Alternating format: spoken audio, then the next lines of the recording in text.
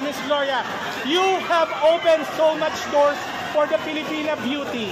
And now, we have a Miss Universe representative that is Black Filipina. What can you say about it? It's beautiful. Perfect ang katawan. I met her. Beautiful. And the standards has changed. Can you say anything about that? It's now more inclusive. Everybody can be black, yellow, blue, whatever. And you're very iconic. You're very straightforward when it comes to talking. We talked before, I interviewed you before. And then, sabi mo, napapahaba ka sa kadaldalan mo eh.